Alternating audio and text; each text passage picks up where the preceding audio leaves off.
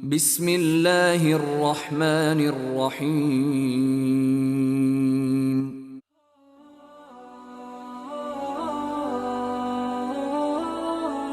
Assalamualaikum warahmatullahi wabarakatuh. Pada kali ini saya akan menyuguhkan sebuah kisah dari sahabat Nabi bernama Zahid radhiyallahu anhu. Beliau tinggal di Sufah, Masjid Madinah, dan beliau berumur 35 tahun ketika itu dan beliau belum menikah.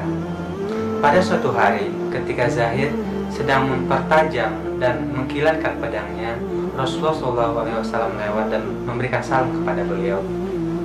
Dan Rasulullah bertanya kepada beliau, "Wahai Zahid, kenapa engkau masih sendiri?"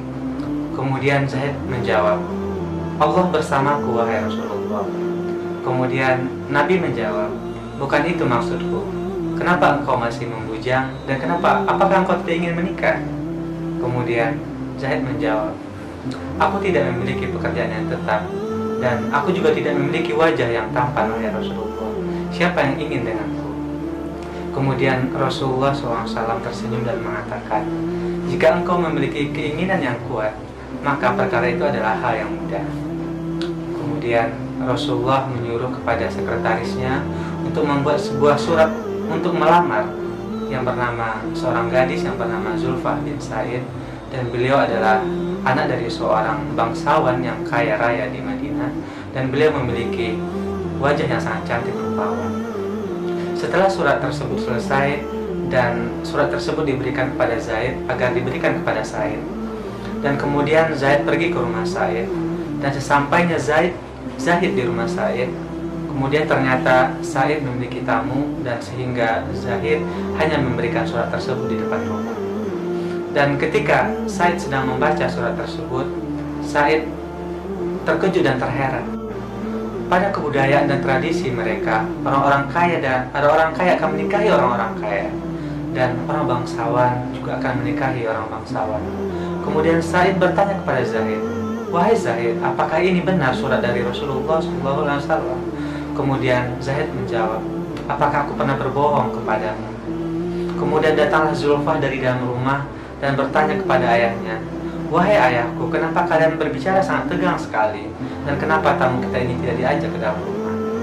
Kemudian Said berkata kepada anaknya, "Wahai Zulfah, pemuda ini datang ke sini adalah ingin melamar." Kemudian Zulfah menangis sejadi-jadinya dan berkata kepada ayahnya, "Wahai ayahku, engkau mengetahui bahwa banyak sekali pemuda yang tampan rupawan dan kaya raya datang ke sini untuk menikahiku. Aku tidak mau, ya ayahku." Mungkin Zulfah merasa terhina. Kemudian Said berkata kepada Zahid, "Wahai Zahid, kamu sudah mendengar sendiri, dan saya tidak pernah menghalangi anakku. Dan sampaikanlah kepada Rasul bahwa lamaran ini ditolak." Kemudian Zulfah berkata kepada ayahnya, "Kenapa engkau membawa nama Rasul, ya ayahku?" Kemudian Said mengatakan kepada anaknya, "Sesungguhnya lamaran ini adalah dari Rasulullah untuk pemuda ini, wahai anakku." Kemudian Zulfah berkata kepada ayahnya, "Wahai ayahku, kenapa engkau tidak katakan dari awal? Maka sekarang nikahkanlah aku segera dengan pemuda ini."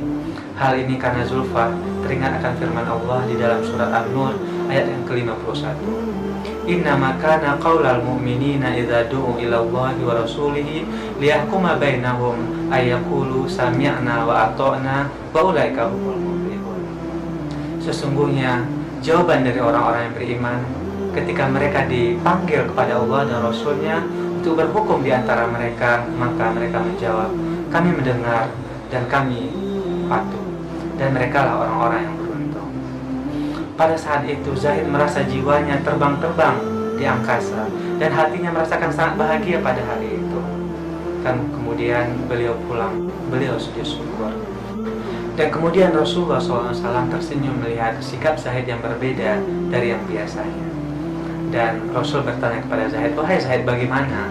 Kemudian Zahid berkata, "Alhamdulillah diterima, ya Rasul." Kemudian Rasul juga bertanya selanjutnya, "Bagaimana persiapanmu, wahai Zahid?" Kemudian Zahid tertunduk dan berkata kepada Rasul, "Maafkan aku, ya Rasul, aku tidak memiliki apa-apa." Kemudian Rasulullah memberikan solusi lagi, "Pergilah engkau kepada Abu Bakar, Utsman dan Abdurrahman bin Auf, maka mereka akan membantumu dan akan memberikan rezeki untukmu. Kemudian Zaid pergi kepada mereka dan mendapatkan uang, dan Zaid pun pergi ke pasar untuk membeli perlengkapan-perlengkapan untuk pernikahan. Dan pada saat itulah Rasulullah SAW memberitakan kepada kaum muslimin untuk mempersiapkan peperangan karena akan diserang oleh orang-orang kafir. Dan kemudian Zaid pulang ke masjid, dan sesampainya di masjid, Zaid melihat kaum muslimin sedang mempersiapkan perlengkapan perang. Dan Zaid bertanya kepada sahabatnya, "Wahai sahabat, ada apa ini?" Kemudian sahabatnya menjawab, "Wahai Zaid, orang-orang kafir hari ini akan menghancurkan kita. Apakah kau mengerti?" Kemudian Zaid beristighfar beberapa kali dan mengatakan, "Wah, perlengkapan pernikahan ini harus aku jual, dan aku harus membeli kuda yang terbaik sehingga aku bisa berperang." Kemudian sahabat tersebut bertanya kepada Zaid, "Wahai Zaid, malam ini engkau akan berbulan madu, apakah engkau akan berperang?" Kemudian Zaid mengatakan, "Itu tidak mungkin." Kemudian dia mengatakan dan menyebutkan firman Allah di dalam surat At-Taubah ayat yang ke-24. "Katakanlah, jika bapak-bapak, anak-anak, saudara-saudara, istri-istri, kaum keluarga, harta kekayaan yang kau usahakan, perniagaan yang kau khawatirkan akan kerugiannya, dan tempat tinggal yang engkau sukai lebih kau cintai daripada Allah dan Rasulnya, dan dari berjihad di jalan Allah, maka tunggulah datangnya keputusan dari Allah, dan Allah tidak memberikan petunjuk kepada orang-orang yang fasik." Kemudian Zaid ikut berperang di jalan Allah, dan akhirnya Zaid mati syahid. Dan ketika itu Rasulullah SAW mengatakan, "Pada hari ini Zaid telah berbulan madu dengan bidadari yang jauh lebih cantik daripada Zulfa." Dan pada saat itu para sahabat meneteskan air mata, dan Zulfa pun berkata, "Ya Allah, alangkah bahagianya calon suamiku ini. Jika memang aku tidak bisa menemaninya di dunia ini, maka izinkanlah aku bisa mendampinginya di akhirat kelak." Dari kisah Zaid dan Zulfa ini kita bisa mengambil kesimpulan, kita bisa mengambil pelajaran bahwasanya mereka memiliki kecintaan kepada Allah dan Rasulnya, dan mendahulukan apa yang datang dari Allah dan Rasulnya daripada keinginan mereka sendiri. Dan bagaimana dengan kita? Apakah kita sudah mengutamakan Allah dan Rasulnya? Semoga kita menjadi hamba yang bisa senantiasa belajar untuk memperbaiki diri dan selalu melakukan kebaikan. Wassalamualaikum warahmatullahi wabarakatuh.